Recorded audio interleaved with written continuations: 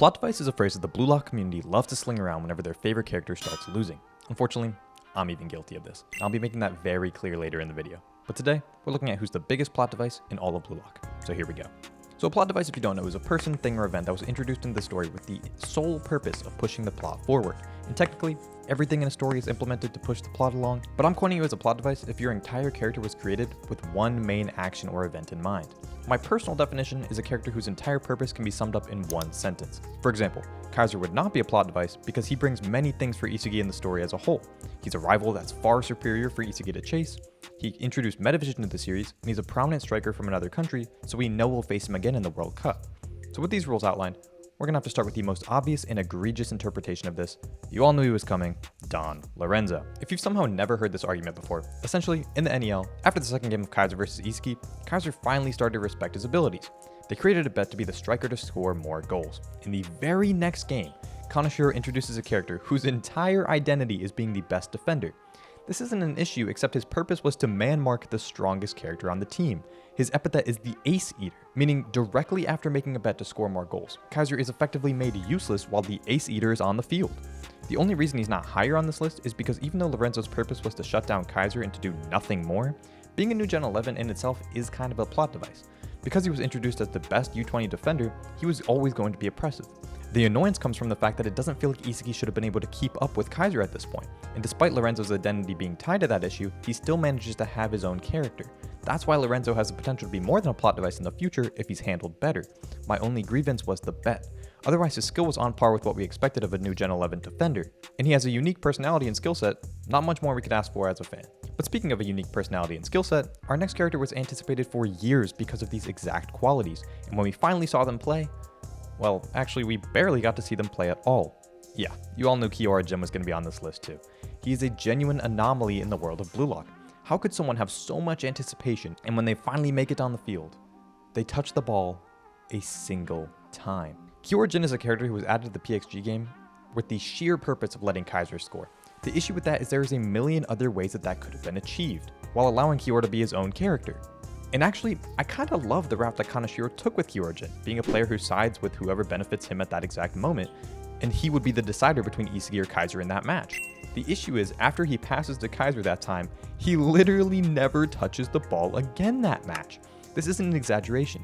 Hiori got an assist with Kaiser, dropped one of the hardest lines in the entire series, then becomes about as useful as Chigiri after he tore his ACL. How are you gonna say, not only God knows who I'll side with next, and then disappears off the face of the earth?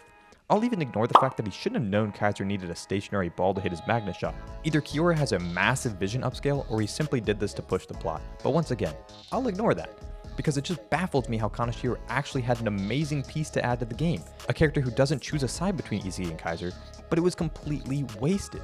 The fact he got a bid is actually insane too, considering he touched the ball once again, a single time.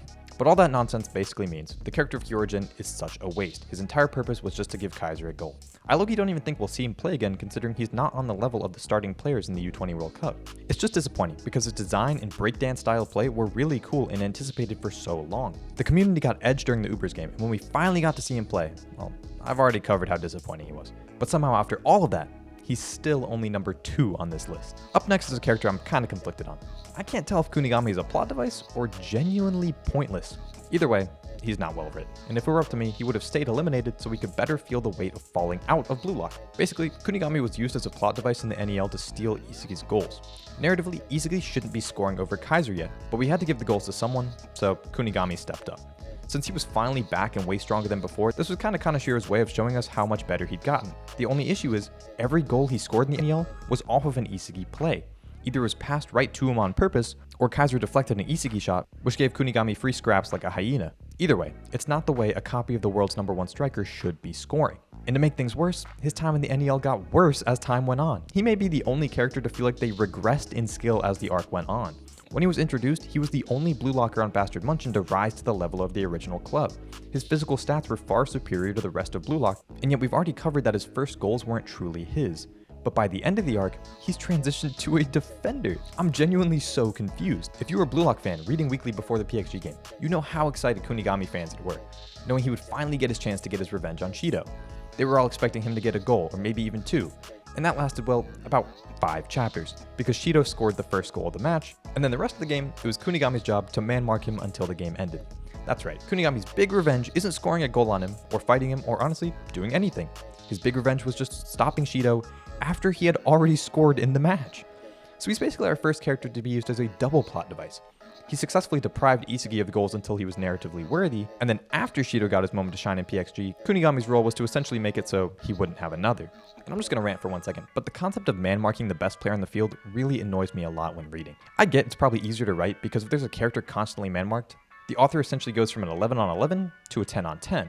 But that just kills the joy of theory crafting because as long as these characters like Kunigami or Lorenzo have their whole purpose on shutting down one dude, we can basically write them off for the rest of the game.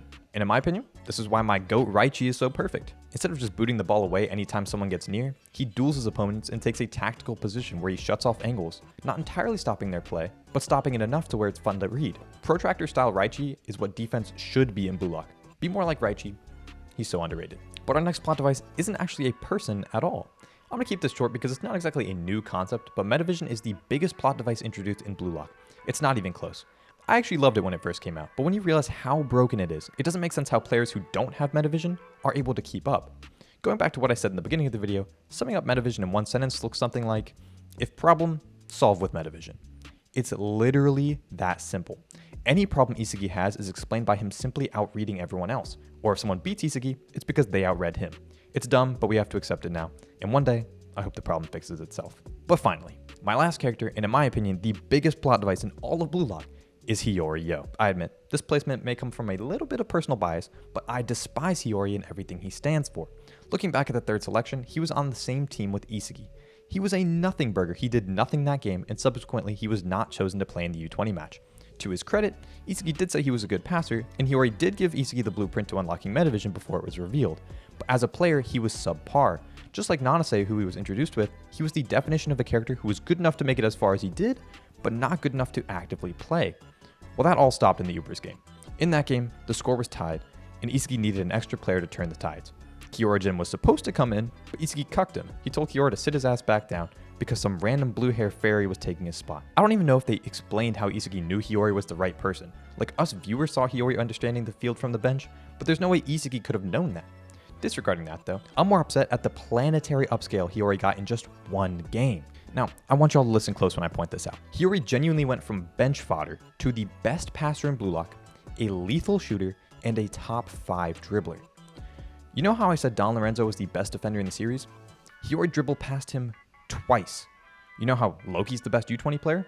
Hiori is making him look like a fool. If he has been this good, why didn't he play? Just a little editor interjection here. While I was editing, I realized that one counter argument is definitely going to be that he got by Lorenzo because he didn't play, and so Ubers couldn't use him in their data. But once again, that's just not a good excuse. Lorenzo is the best defender in the U20 division. If he's a good defender, he's not getting dribbled past twice. Anyway, back to the video. I don't even want to hear someone mention how Isugi ignited his ego, because even without his ego being lit, he should be a Nagi level genius. Like, I'm kind of crashing out on this. So excuse me for feeling a little cheated when this rando enters the field and just puts on a performance akin to Wilt Chamberlain's 100-point game.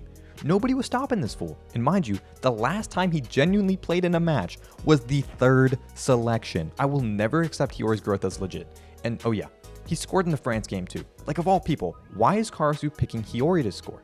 I don't know, it just makes me so mad. I understand that Karasu and Hiori have chemistry, like they went back to before Blue Lock, but still, there were better options on that field. And I don't really care that Bastard Munchin beat Ubers. I don't really care that Isugi was the one to score the final goal, but I feel cheated when a character we've seen play one time turned out to be an Avengers level threat on the field. So yeah, Hiori is a plot device to let Isugi win in the Ubers game, and because of that performance, he continued to reach unimaginable heights. But yeah, that's pretty much the video, and I'm sorry to any Hiori fans out there because I just bashed your goat, but I hope you can see where I'm coming from at least a little bit. Let me know down in the comments below what you think, and if you enjoyed, it makes my day more than anything you could know if you just subbed, but anyway. Until next time, my name is Danny K. Floppy. Peace.